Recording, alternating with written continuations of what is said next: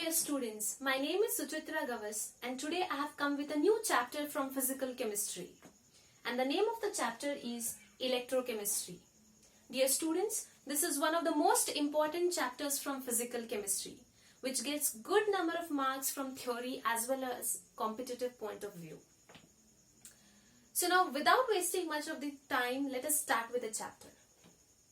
Dear students, electrochemistry is divided into two parts, electro and chemistry. Electro means electric current and chemistry of course means chemical reactions. So in short, what is electrochemistry is generation of electric current from the chemical reactions or use of electric current to carry out certain chemical reactions. I repeat, generation of electric current from the chemical reactions or use of electric current to carry out certain chemical reactions. So now, before starting with this chapter, we have to understand certain terminologies which you have already studied in standard 11. There was a distinct topic called as redox reactions, and from there itself we have understood what is oxidation and what is reduction. Dear students, we know that there are a number of different definitions for oxidation and there are different definitions for reduction. But to be very much faithful for this particular chapter, I will take only one definition of oxidation and reduction, and that is in terms of electrons. Dear students, what is oxidation? Oxidation is nothing but loss of electrons. And what is reduction? Reduction is nothing but gain of electrons. These definitions are very clear from the previous year. I don't have to stress more on these particular definitions. Okay, so if I give Na, which is in solid state, it loses one electron to take up Na plus charge, plus one charge, plus one electron has been liberated. So from this particular reaction, if you observe carefully, sodium metal has lost one electron and taken up Na plus one charge. So isn't this reaction oxidation?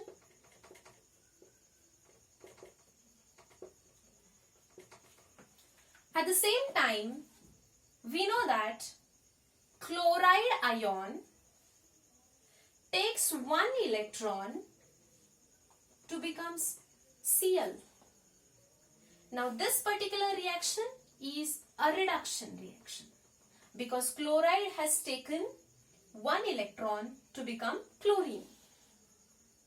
So this is a basic definition of what is oxidation and what is reduction, which you should be aware about before starting this particular chapter. I'll just wipe this off.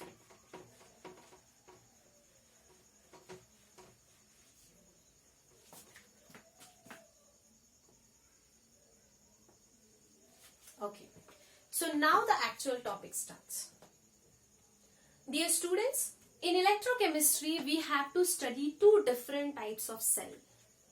One is electrochemical cell and the another is electrolytic cell. Just briefly look at this. First one, what is electrochemical cell? Also called as galvanic cell or also called as voltaic cell.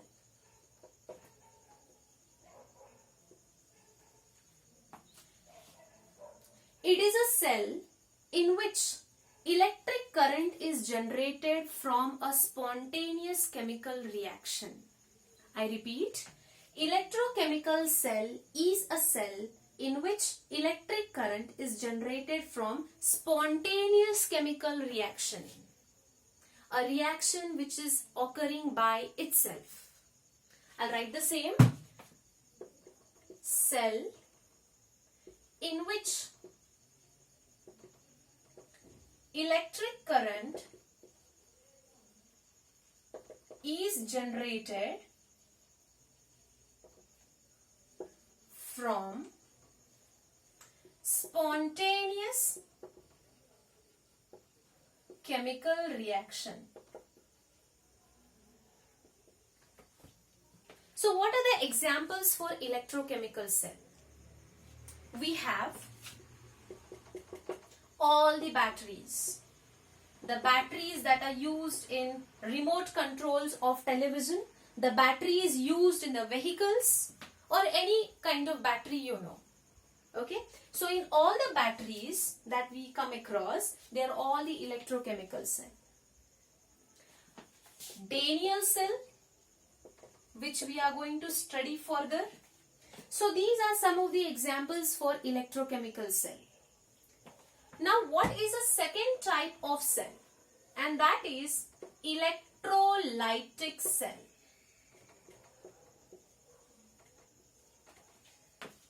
What is electrolytic cell?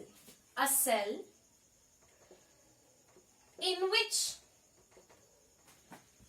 electric current is used to carry out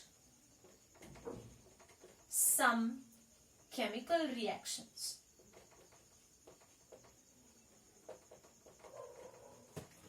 So what is electrolytic cell? Electrolytic cell is the one in which electric current is used to carry out certain chemical reactions. Now electrolytic cells, when this word comes to the mind, you cannot forget Faraday's laws. So Faraday's cells are the example for electrolytic cell. So these are the two major components of electrochemistry. First, we are going to study what is electrochemical cell or galvanic cell or voltaic cell, and then we are going to see what are electrolytic cells. In electrochemical cells, we are going to study Daniel cell, a very classic example, which is also called as zinc copper cell. We are going to study Nernst equation. We are going to solve certain numericals based on Nernst equation. One definite question usually comes from Nernst equation. And then electrolytic cell, we are going to see Faraday's laws. Okay, so these are the two things that we are going to study in detail in this particular chapter. I'll just wipe this off.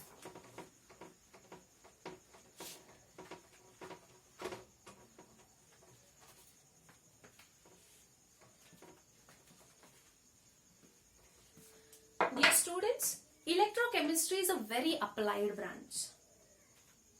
You use electrochemical cells abundantly and everywhere, almost everywhere.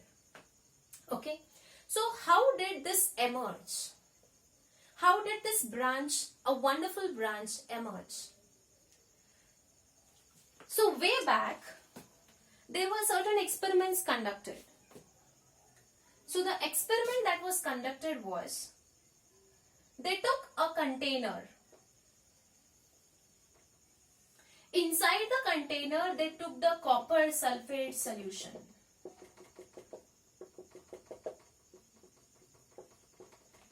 They immersed a zinc rod inside this solution. They used a thermometer.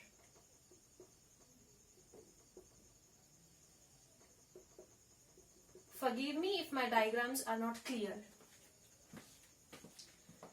So this was a cell that was being used way back to understand what is electrochemistry.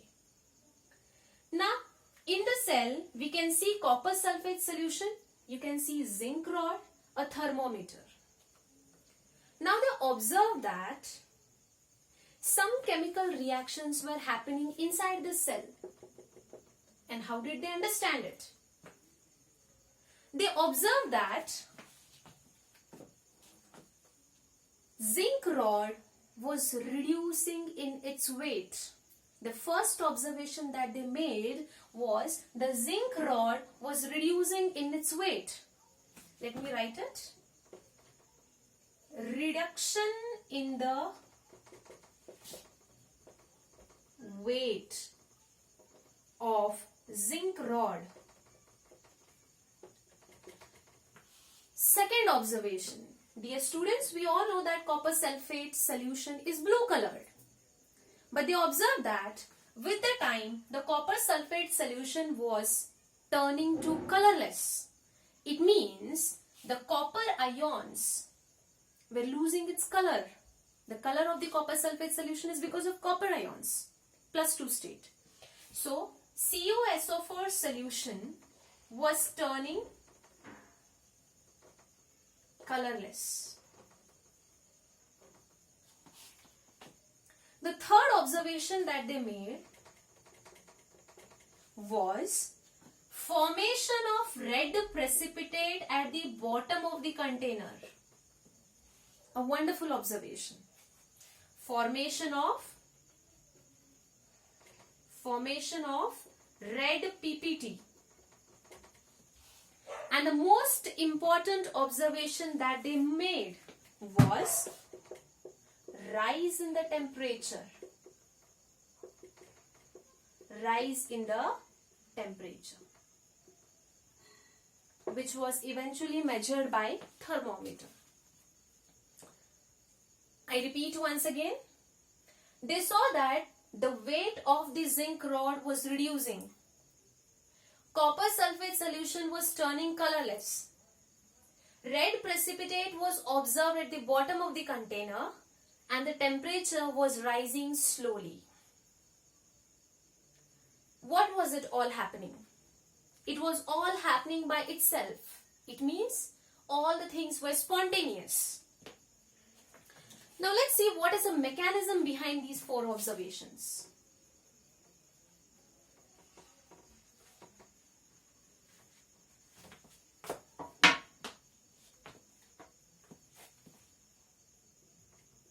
First mechanism.